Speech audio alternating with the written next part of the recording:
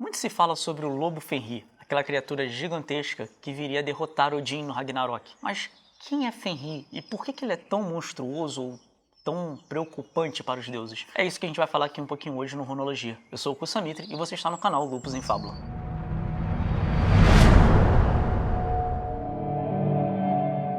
Para a gente entender um pouco sobre a história de Fenrir, a gente tem que entender um pouco o que vem antes, né? A gente tem que falar então de Loki.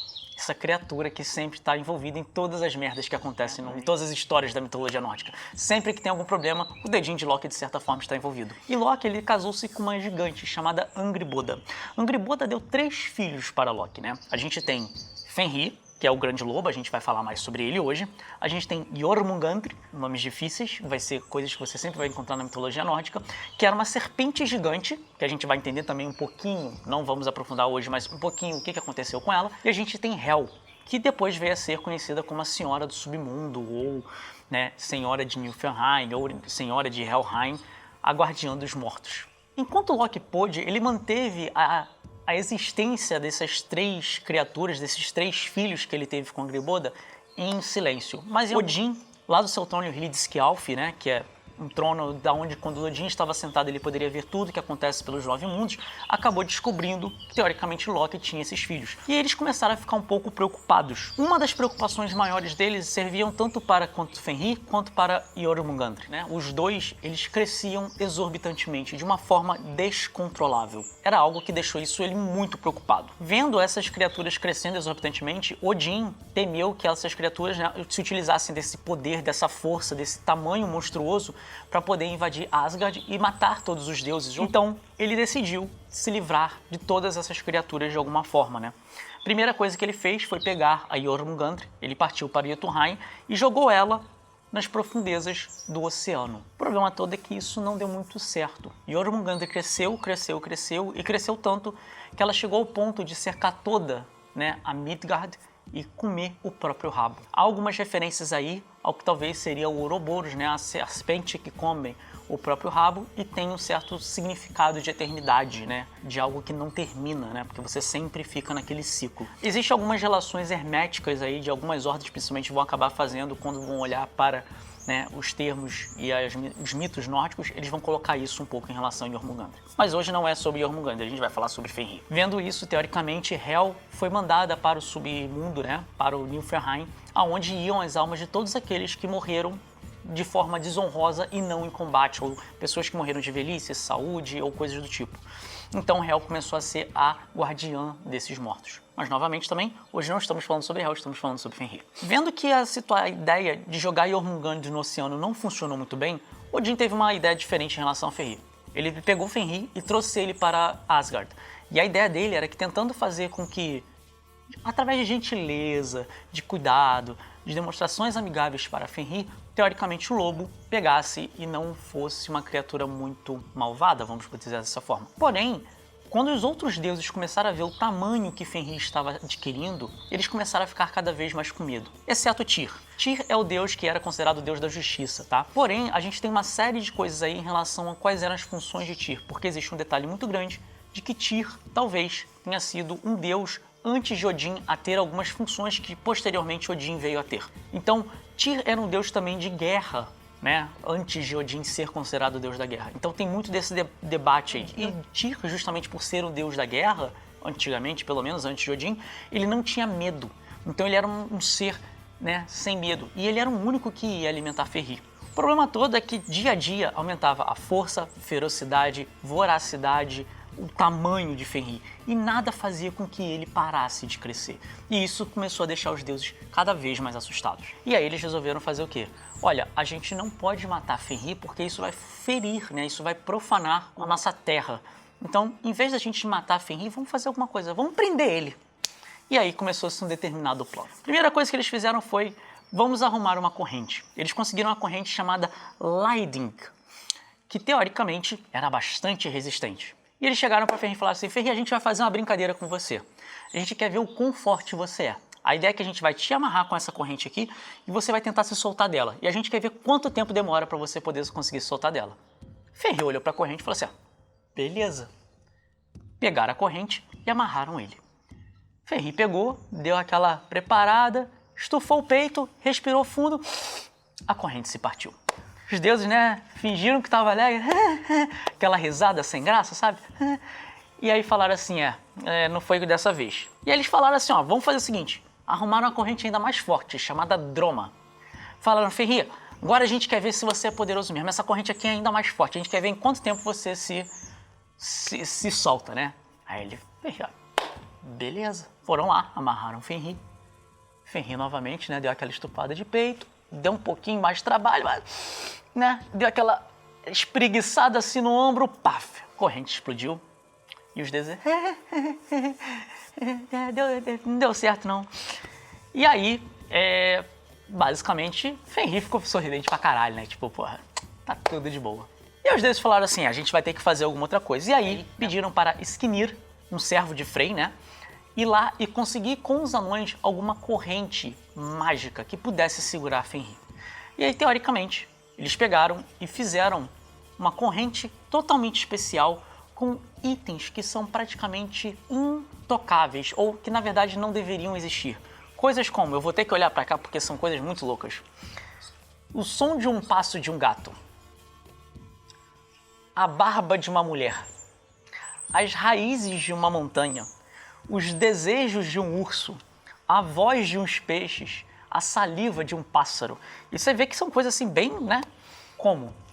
E aí, pegaram e deram para Fenrir, que voltou para Asgard com essa corrente.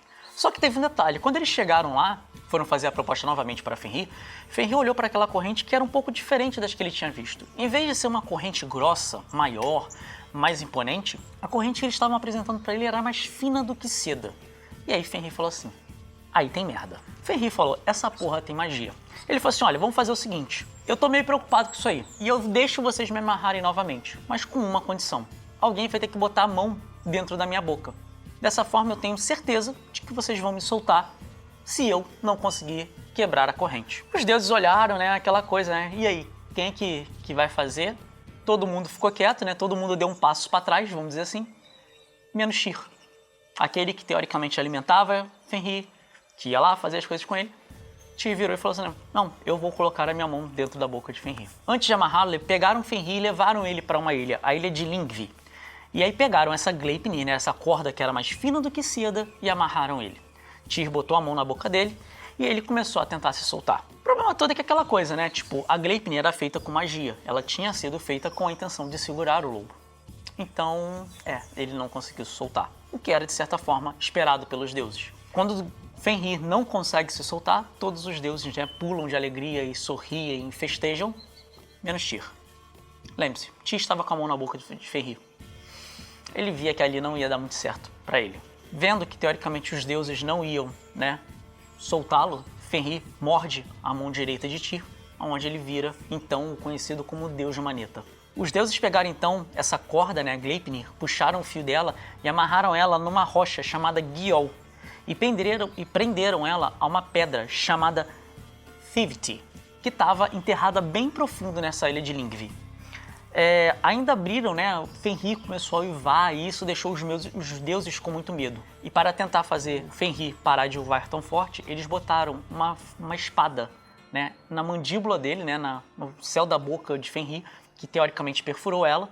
E aí começou a descer sangue, né? O cabo da espada estava na língua dele, enquanto a espada encravada no céu da boca. Então começou a sangrar muito. E dali virou-se um rio, que foi chamado de Von. E teoricamente, Fenrir estaria determinado a ficar acorrentado até o dia do Ragnarok, aonde teoricamente nesse momento as suas amarras se despedaçariam e ele seria uma das criaturas que iria participar ativamente do Ragnarok. Apesar de não ser o tema principal de hoje, eu vou falar um pouquinho de nada sobre o Ragnarok, principalmente na visão de Fenrir. Teoricamente vai ter um inverno chamado Fimbul, que seria o inverno mais sombrio, aonde várias coisas vão acontecer. Tá?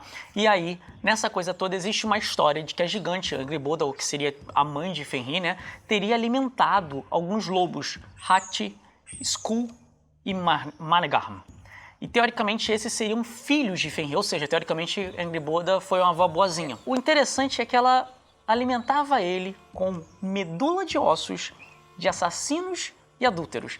E teoricamente é tanta gente fazendo merda que ela não teve um dia teria ficado sem alimentar eles. Então você já vê aí que a próprio conto, né, mostra que quando teoricamente estivesse chegando no Ragnarok, a incidência de gente fazendo merda ia ser tão grande que teoricamente todos os dias teria alimento para os filhos, né, de Fenrir. É importante dizer que esses lobos vão ser os lobos que vão perseguir tanto o Sol quanto a Lua no Ragnarok, e eles que vão engolir o Sol e a Lua, né? Existe ainda esse detalhe aí no Ragnarok, mas como eu disse, isso vai ficar para um capítulo onde a gente vai falar só sobre o Ragnarok. E aí no dia do Ragnarok, o que acontece é que a Terra inteira treme, e tanto Fenrir quanto várias outras criaturas, eles conseguem se livrar dos seus grilhões, né? E conseguem se livrar para ir em direção ao Ragnarok, onde teoricamente eles vão batalhar contra os deuses. É importante dizer que no Ragnarok, teoricamente, Odin e Fenrir se enfrentariam. E Fenrir, mesmo no meio da batalha, continua crescendo, até o ponto onde ele fica tão grande que ele consegue engolir Odin inteiro. E dessa forma, teoricamente, ocorre a morte de Odin, engolido por Fenrir no Ragnarok. Vendo essa cena, Vidar, um dos filhos de Odin, onde não se tem muita informação sobre ele, não tem poucas coisas sobre o conto, só se fala que ele tinha um sapato muito grande, inclusive só um, não se fala de dois, teoricamente vem e dá uma pisada em Fenrir. É assim que teoricamente cabe a história. Fenrir morre com a pisada de Vidar. Vamos botar mais corretamente. Não é uma pisada. Ele simplesmente segura a mandíbula de Fenrir e depois começa a empurrar pra cima o resto da boca pra poder, tipo, rasgar a cabeça de Fenrir. Pronto. Fim. Existem vários debates sobre, teoricamente, qual é a representação de Fenrir, principalmente quando você vai falar sobre questões de figuras herméticas ou estudos comparados de mitologia e coisa do tipo. O fato é de que Fenrir é o filho de Loki. Uma criatura que, como a gente já comentou muito, ou muito se fala sobre na mitologia nórdica, teoricamente não era um deus asgardiano ou mesmo, né, um Vanir. Ele era, na verdade, um gigante, que tinha, de certa forma, um pacto de sangue com Odin. Então, quem era Fenrir? Fenrir pode ser considerado basicamente como aquele medo interior. Mesmo Odin, o mais sábio de todos, tem vários pontos na história da mitologia nórdica onde ele tenta meio que mudar um pouco como as coisas aconteceriam no Ragnarok. Existe uma coisa do medo dele sobre o Ragnarok em si, apesar da aceitação. Então é aquela coisa, eu aceito o que vai acontecer, mas mesmo assim eu teoricamente tenho medo daquilo e eu tento adiar aquilo o máximo possível. Então há um debate sobre se Fenrir não seria nada mais nada menos do que o medo interior que a gente tem de nós mesmos, ou daquilo que está predestinado a ser e que não pode ser. Na verdade, a única coisa que está predestinada a ser, pelo que a gente conhece agora, seria basicamente a morte, que era exatamente o que Fenrir traria a Odin. Então tem muito esse debate sobre isso. Eu espero que você tenha gostado. Se você gostou desse assunto ou se você quer saber sobre mais outros assuntos, comente aqui embaixo. Faça todo aquele coisa de ativa o sininho, dá o like, inscreve no canal, essas coisas todas, porque isso ajuda a gente. E se você quer ouvir essa e mais outras histórias, acesse catarse.me/leafrod, apoie a gente no nosso financiamento coletivo, que você vai ter acesso a algumas coisas muito interessantes, como acesso exclusivo a lives da gente, conversa com a gente, jogar jogos com a gente e até mesmo descontos em cursos da gente. E se você gosta de runas e não está sabendo ainda, você tem aqui o curso de runas que vai ser comigo, onde a gente vai estar falando sobre runa a runa, qual é a ideia do significado de cada uma delas de forma oracular, baseado nos poemas rúnicos. E fica ligado, porque teoricamente tem uma tradução toda especial que foi feita por mim, com a ideia de ensinar vocês um pouco sobre as runas. Então se você está querendo saber, www.runologia.com.br e você vai cair direto lá nas coisas. Espero você na próxima e Hail!